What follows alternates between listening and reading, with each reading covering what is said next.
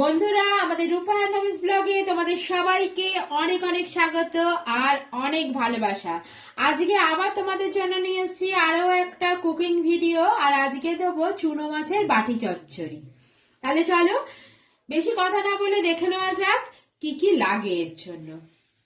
এখানে নিয়ে নিয়েছি আমি আলু আর বেগুন, এরকম করে লম্বা লম্বা করে কেটে নিয়েছি আলু, আর ঠিক আলুর মতনই লম্বা করে কেটে নিয়েছি বেগুনগুলোকে। তোমরা চাইলে এর মধ্যে কিন্তু শিমও দিতে পারো, সঙ্গে পেঁয়াজ কলিও দিতে পারো, কিন্তু আমি শুধু আজকে বেগুন আর আলু দিয়ে করব।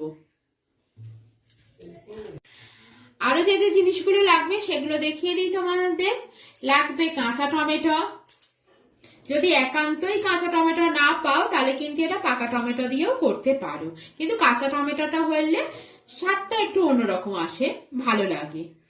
আর লাগবে কাঁচা পেঁয়াজ কুচো করা, লাগবে রসুন বাটা, আদা বাটা, কাঁচা লঙ্কা চিরা, আর লাগবে ধনে পাতা। আরো একটা জিনিস লাগবে, সেটা হচ্ছে সর্ষে বাটা। সর্ষেটা কিন্তু আমি এখানে বেটে রেখে দিয়েছি। তাহলে চলো এটা করা যাক। ওহো বন্ধুরা, সব থেকে মেন জিনিসটাই তো তোমাদের দেখাতে ভুলে গেছি, যেটা হচ্ছে এই চুনো মাছ। চুনো মাছ দিয়েই কিন্তু এই রান্নাটা করতে হবে। তাহলে চলো এবার রান্নাটা শুরু করা যাক।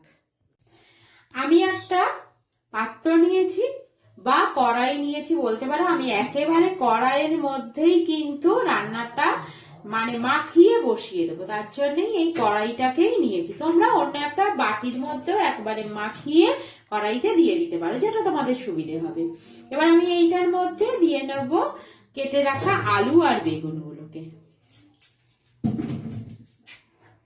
এবার দিয়ে দেবো কাঁচা টমেটো, পেঁয়াজ কুচি,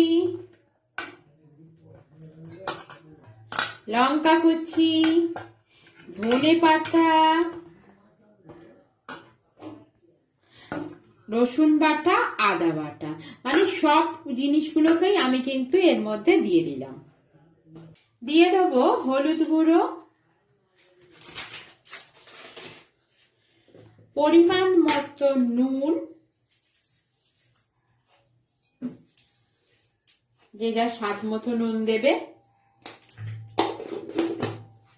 দিয়ে দেবো সামান্য মিষ্টি, কারণ যেহেতু এখানে বেগুন আছে আর বেগুনের একটা খাট থাকে বেগুনের মধ্যে, তাই জন্য সামান্য মিষ্টির ব্যবহার করবো এখানে।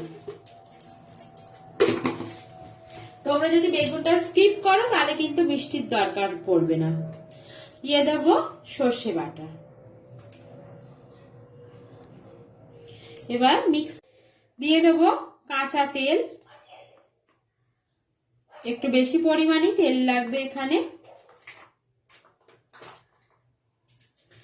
আর দিয়ে দেবো পুঁটি মাছগুলোকে বা চুনো মাছগুলোকে। এবার যে মিক্সি ধোয়া জলটা ছিল সর্ষের, সেটাকেও এর মধ্যে মিশিয়ে দেব। এবার সব কটা জিনিসকে আমি খুব ভালো করে হাত দিয়ে মাখিয়ে নেব। এটা কিন্তু কোনো চামচ দিয়ে বা হাতা দিয়ে মাখাবে না, পারলে হাতেরই ব্যবহার করবে।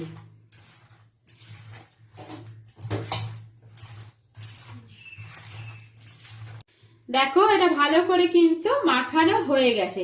এবার আমি এই সমেত গ্যাসের উপর বসিয়ে দেবো।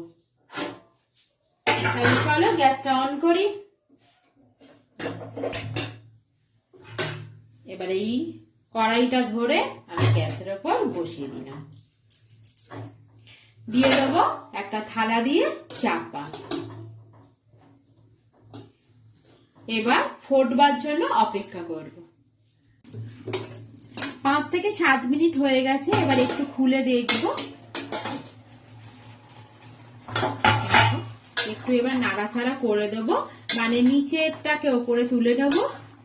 দিয়ে এখনই অনেকটা কিন্তু সেদ্ধ হয়ে গেছে। এবার আরো 5 থেকে 7 মিনিটের জন্য আবার ঢাকনা চাপা দিয়ে দেবো।